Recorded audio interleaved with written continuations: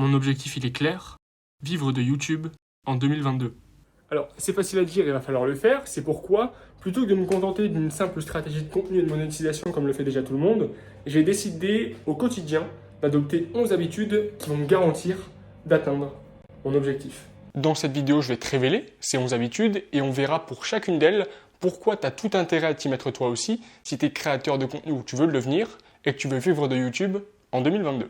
En fait, moi c'est Vince Caron, je te parle de Thaïlande aujourd'hui, plus précisément à Phuket Town, et je te souhaite la bienvenue sur la chaîne des créateurs de contenu qui galèrent et qui veulent faire de leur ambition et de leurs idées un véritable projet concret, prêt à décoller. On parle stratégie, passage à l'action et dev perso pour t'aider à atteindre cet objectif de vivre ton business, et si ça t'intéresse, je te laisse t'abonner. Et justement, avant de rentrer dans les détails et dans le vif du sujet, laisse-moi être honnête avec toi. Quand on parle de réussir en tant que créateur et entrepreneur d'habitude, on donne souvent des conseils sur la vente, sur le marketing, sur le copywriting, parce que c'est comme ça, visiblement, qu'on fait d'un projet un véritable business. Alors évidemment, je suis d'accord avec ça, on a besoin de tout ça, mais selon moi, c'est qu'une partie du sujet. Alors aujourd'hui, je ne vais pas te répéter en boucle ce que disent mieux que moi déjà les experts du marketing. Nous, on va faire un pas de côté. Parce que oui, derrière chaque business rentable, se tient avant tout un entrepreneur performant et au top de ses capacités. Selon moi, on oublie trop souvent cette partie de l'équation. Alors on y va. La première chose, la première habitude, c'est de préparer tes journées la veille. Alors, tu as déjà dû l'entendre 20 fois, ce conseil, d'accord? Mais maintenant, est-ce que tu l'appliques au quotidien? L'objectif avec ça, c'est de te lever le matin et de savoir exactement ce que tu as à faire. C'est de savoir quelles sont tes priorités du jour, par quoi tu vas commencer, et de ne pas perdre du temps, si tu veux, à essayer de voir, oui, par quoi je commence, qu'est-ce que je fais. C'est d'avoir une idée du déroulement de tes journées, et évidemment, tout ne se passera pas comme prévu, mais avoir préparé ta journée la veille, ça va limiter tes risques de procrastiner, de perdre ton temps à te demander ce que tu dois faire, à oublier des rendez-vous et des tâches que tu devais rendre. Dis-toi aussi qu'il n'y a pas meilleur moyen de clore une bonne journée qu'en préparant la prochaine. La deuxième habitude hyper importante, et je ne vois personne en parler, c'est vachement dommage parce qu'on passe du temps à écrire ses objectifs et finalement ça ne nous sert à rien, c'est de se connecter justement chaque jour à tes objectifs. Parce que oui, c'est bien beau de se fixer des résolutions, de se donner des objectifs pour l'année ou de les avoir en tête, mais ça ne suffit pas et tu le sais très bien. Un objectif, c'est une source d'énergie incroyable.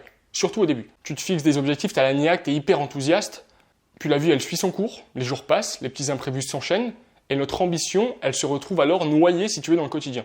Et c'est là qu'on vient peu à peu à perdre nos objectifs de vue. Tu sais, c'est comme ce document ou cette feuille, je sais pas, où tu as écrit tout ce que tu voulais accomplir et que tu n'as pas lu en fait depuis des semaines, voire des mois, et tu te rends compte finalement en revenant dessus, en tombant dessus par hasard, que c'était il y a 6 mois que tu as noté des objectifs et que tu as avancé sur aucun d'eux alors qu'ils paraissaient importants pour toi. Donc ta priorité le matin, ça devrait être de te plonger dans tout ça. Qu'est-ce que je vais accomplir? Pourquoi? Et comment ça se traduit dans les objectifs que j'ai prévus pour ma journée?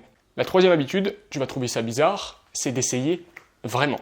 Un des gros problèmes quand on débute et qu'on ne vit pas encore de nos projets, c'est qu'on a plein d'idées, plein de possibilités, plein de méthodes qu'on pourrait appliquer, mais on ne sait pas sur quoi se concentrer, on ne sait pas sur laquelle se lancer, et on n'est jamais sûr, quand on en fait un, d'avoir fait le bon choix.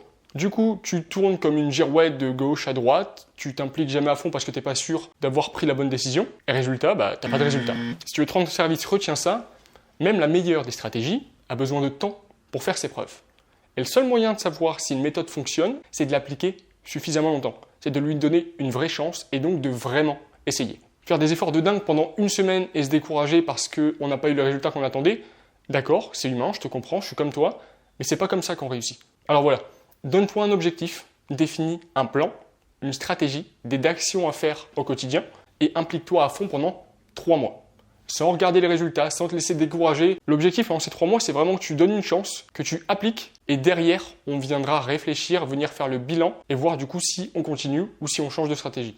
Alors ces 3 habitudes, c'était un petit peu pour la partie stratégie et organisation et maintenant on va changer de registre avec la 4e habitude, toute bête, c'est de faire 30 minutes de marche par jour. Alors, je ne te parle pas seulement des 10 000 pas sur lesquels tout le monde s'entend pour des objectifs de santé, mais bien de prendre un moment, si tu veux, chaque jour pour sortir, pour te mettre en mouvement, pour être plus performant et productif. Voilà comment ça marche. En fait, tu as sûrement déjà entendu parler du Think Outside the Box, et littéralement, c'est pense en dehors de la boîte en français.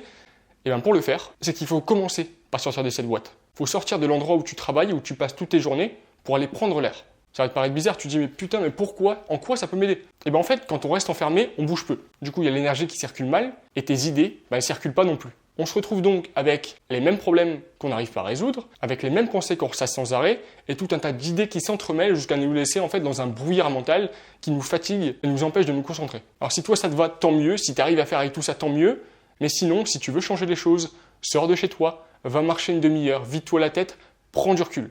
C'est fou à quel point 30 minutes dans ta journée, ça peut vraiment te changer la vie. On enchaîne avec la 5e habitude dans le même esprit, c'est de dormir 8 heures par nuit. Alors encore une fois, des conseils hygiène de vie à la con, tout le monde a déjà entendu, on sait qu'il faut dormir, oui d'accord, mais c'est pas qu'un conseil générique et bateau, les créateurs qui dorment 8 heures par nuit réussissent mieux.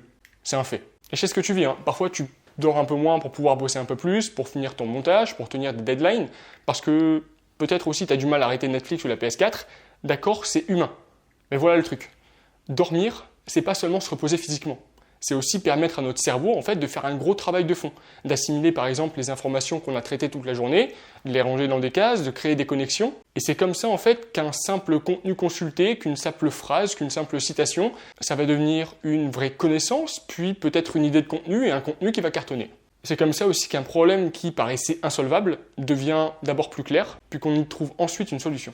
Alors oui, ça paraît bateau, mais tu as bien besoin de ces 8 heures pour pouvoir réfléchir, créer, apprendre et avancer.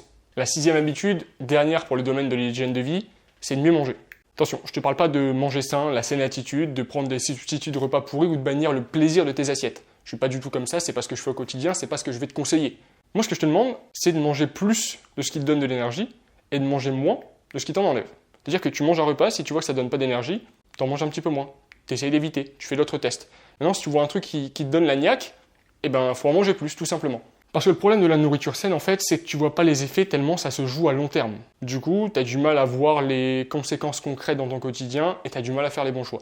Alors que là, si tu te concentres sur ton niveau d'énergie après avoir mangé, le feedback il est direct, il est visible et il s'accorde finalement aussi quand tu regardes à des bénéfices de santé. Je sais pas si tu as déjà vu quelqu'un avec une santé médiocre qui se sent hyper bien, ça m'est jamais arrivé et je pense que c'est quand même pour une raison. Bon, maintenant on arrive à la 7e habitude et je suis sûr que celle-là elle va te surprendre hein, parce qu'elle va à l'encontre, si tu veux, de tout ce qu'on t'a déjà dit à ce sujet. Et je crois bien même que beaucoup de créateurs qui vendent des formations par exemple préféraient que tu n'entendes pas cette vérité. Alors évidemment je suis pas Dieu avec sa vérité absolue, mais c'est quelque chose que j'ai mis du temps à comprendre, duquel j'ai souffert moi-même et donc je veux absolument t'en parler. Alors avant ça, si tu apprends des choses avec ces vidéos, que tu apprécies le fait que j'ai adopté un angle un petit peu différent pour te donner aussi des pistes alternatives et d'autres pistes pour pouvoir t'améliorer, du dev perso appliqué à la création de contenu en fait, tu peux mettre un petit j'aime, comme ça t'as pas à partager la vidéo, mais ça fait comprendre à YouTube qu'il faut la mettre en avant parce qu'elle peut aider davantage de personnes. La 7e habitude, la fameuse, celle dont je te parlais, c'est de consommer moins de contenu. Conseil d'autant plus bizarre venant d'un créateur de contenu, mais ça s'arrête pas là. Achète moins de formations, regarde moins de vidéos, écoute moins de podcasts, lis moins de mails, d'articles et même de livres. On nous a toujours dit que knowledge is power et que notre niveau de succès, en fait, il va dépendre de notre niveau de connaissance. D'accord, j'étais absolument convaincu de tout ça avant, et pour en avoir fait les frais, ce sont des conneries. Plus tu consommes, plus tu te formes, plus tu apprends, et plus ça peut être la merde pour toi. Tout simplement parce que c'est pas l'information ou la connaissance en elle-même qui a de la valeur, mais leur mise en pratique. Alors voilà, continue d'apprendre et de te former, d'accord, continue de lire et d'écouter, mais arrête de consommer des contenus pour consommer des contenus. Consomme-en moins, consomme moins d'informations, fais rentrer moins de matière, mais raffine-la. Prends des notes, demande-toi comment ça peut s'appliquer dans ton cas spécifique, et passe à l'action. Il n'y a que comme ça, tu auras des résultats. En fait, à la fin de la journée, celui qui réussit le plus, celui qui a le plus de succès, celui qui atteint ses objectifs, c'est pas celui qui apprend le plus, c'est pas celui qui en sait le plus, c'est celui qui a fait. Même si c'était pas parfait, même si c'était pas optimal, même si c'est pas formé pendant 8 heures avant. Alors fais partie de cela, passe à l'action. Le 8e conseil maintenant, celui que tu n'as jamais entendu ailleurs dans le milieu non plus, je pense, parce que c'est beaucoup d'hommes et de femmes fortes, ambitieux, qui parlent pas de leurs émotions, qui arrivent à être disciplinés, à être motivés tout le temps. Mais en fait, il y a des moments où ça va pas. Et notre réaction par défaut, ça va être d'éviter l'inconfort. Alors quand on se sent mal, qu'on a des doutes, qu'on a des difficultés, alors que tout le monde en a, on a l'impression qu'on est les seuls, et on cherche à mettre tout ça sous le tapis. On va chercher à se distraire, à penser à autre chose. Qu'on fasse ça en fait pour ton projet de création de contenu, pour ton business, ou même pour la vie personnelle, hein, c'est pareil. Mais en fait, tu sais ce qu'on fait quand on essaie de tout mettre au loin, quand on essaie de tout mettre sous le tapis? Eh bien on enterre des mines. Quand le mal est là, devant toi, et que tu peux le voir, tu peux le combattre. C'est parfois difficile, c'est inconfortable, mais tu peux. Maintenant, quand tu te balances ailleurs, et que tu l'enterres pour plus l'avoir dans ton champ de vision, tu es content pendant un moment, et ça va mieux pendant un certain temps. En fait, tu sais qu'à chaque pas, ça peut te revenir x 10. Tu sais qu'à chaque pas, ça peut t'exploser en pleine face. Et quelque chose qui aurait pu être réglé finalement avec un petit peu de courage, va finir par faire de gros dégâts. En fait, quand ça va pas, faut arrêter de fuir. Alors, qu'est-ce qu'on fait du coup? Déjà, tu dois savoir accepter quand ça va pas. Tu dois savoir le reconnaître, l'identifier. Puis ensuite, il va falloir te poser les bonnes questions. Qu'est-ce que je ressens? Pourquoi je le ressens? Qu'est-ce que je peux faire pour arranger les choses? Et tu verras que, en sortant de ça de ta tête, en mettant des mots dessus, ça devient déjà plus clair et tu commences à penser solution. Tu vois plus ça comme des doutes, comme des obstacles, mais simplement un problème à résoudre, une opportunité, un défi. Et il y a plusieurs moyens de faire ça. Tu peux faire ça en tenant un journal à l'écrit, par exemple, ou un journal vocal comme je le fais, peu importe en fait, tant que ça te convienne, et tu le fasses sur la durée. On arrive à la 9e, pause. Alors non, on n'appuie pas dessus, tu peux laisser lecture sur la vidéo, mais on va en faire une. Il est là, le secret de la concentration. Un PC par exemple, quand tu l'utilises pendant 10 heures d'affilée, soit il est bouillant et la batterie elle fond, soit tu n'as tout simplement plus de batterie. Mais tu sais ce qui chauffe plus encore? Ton crâne, ton cerveau. On n'est pas fait pour travailler 3 heures d'affilée au quotidien. On n'est pas fait pour avoir tout le temps la tête dans le guidon, on n'est pas fait pour avoir tout le temps le pied au plancher, à exploiter chaque minute, chaque instant. Et en réaction à ça, en fait, certains prennent des pauses pour scroller sur Insta, sur TikTok ou je ne sais quoi. Et qu'on soit clair, en fait, ça c'est pas une pause. Prendre son téléphone pour se reposer, c'est pas se reposer. Pour refroidir ton PC après un montage vidéo, tu vas pas le mettre en mise à jour ou sur Facebook. Non, tu l'arrêtes, tu l'aères. Et c'est pareil pour nous. Prendre une pause, c'est déconnecter. Pour marcher 5 minutes, sans téléphone, en passant du temps avec ta famille, du temps de qualité, en étant vraiment avec eux. Et là, tu reviens, tu es prêt à travailler, là, tu es en forme, là, tu es frais à nouveau. Bon, maintenant, en extension pour la 10e habitude, je vais te demander, tu vas trouver ça bateau encore, mais c'est qu'une succession de conseils bateaux simples, mais qui ont en fait un pouvoir infini parce que personne ne les applique. Je vais demander de prendre du temps pour toi. Je vais demander de prendre du temps pour sortir du boulot, pour sortir des tâches, des objectifs, des deadlines. Parce que si ton bonheur et ton estime personnelle, en fait, elle ne repose que sur ton travail, que sur ton aspect professionnel, t'es rien d'autre qu'un putain d'unijambiste qui est prêt à perdre l'équilibre. T'es rien d'autre qu'une chaise à 2 pieds. Et celle-là avec 4 pieds, elle est plutôt stable, mais si t'en as 2, je pense que ça va pas être la même chose. Personnellement, j'aime bien voir ma vie comme ça, c'est une vision qui me parle. Vivre et accomplir. Donc, quand tu arrives à considérer ces 2 pôles, le pro, le perso, vivre, accomplir, et à leur accorder suffisamment de temps, t'es le roi du pétrole, et il n'y a rien qui peut t'arrêter. Tu fais ce qu'il faut pour réussir, tu prends du temps pour toi, pour ce que t'aimes, pour t'amuser, pour te divertir, et pour te reposer. Et le meilleur dans tout ça, c'est qu'être épanoui dans ta vie perso va aussi te permettre d'être plus créatif, productif et concentré dans le cadre de ton projet. Alors, je te pose la question, qu'est-ce qu'on attend pour s'y mettre? On vient de passer la 10e, donc maintenant nous voilà à la 11e. Attention, je suis très très fort en maths. Et la dernière, c'est selon moi une des plus importantes, parce qu'elle va conditionner en fait ta capacité à tenir tes bonnes habitudes. Bon, avant de te la donner, et vraiment faut pas l'arrêter, j'ai un truc à te dire. Ces habitudes, elles sont simples, elles le seront peut-être même trop pour certains, mais tu as bien compris qu'elles avaient toute leur importance si jamais tu voulais réussir en tant que créateur de contenu. Alors je voudrais que tu prennes un moment et que tu te poses la question, est-ce que je suis vraiment prêt à adopter ces habitudes dans mon quotidien? Alors oui, peut-être en les adaptant un petit peu, peut-être à ton rythme, mais je te pose la question surtout pour faire la différence entre ceux qui vont regarder cette vidéo juste pour la regarder et ceux qui vont vraiment en obtenir des résultats. Maintenant, sur le parti de ceux qui se bougent, attention, parce que le piège, c'est de vouloir prendre trop de nouvelles habitudes à la fois. C'est à chaque fois ce que je faisais, et c'est ce qui m'a empêché de les tenir sur le long terme, et c'est pour ça que j'ai décidé cette année de m'y prendre autrement. Ce que tu pourrais faire du coup, c'est te contenter d'une nouvelle habitude à chaque fois, mais je sais que tu le feras pas, et c'est tout à fait humain, je te comprends. Et même si tous les experts en habitude s'accorderont sur le fait que c'est une mauvaise idée, je pense avoir trouvé une petite parade qui fonctionne pour moi, et qui pourrait te permettre d'adopter jusqu'à 5 nouvelles habitudes à la fois, et de toutes les tenir. Encore une fois, oui, je te préviens, je te le répète, c'est pas optimal, il vaudrait mieux aller une habitude à la fois. Maintenant, si ça t'intéresse, je te présente la technique dans un mail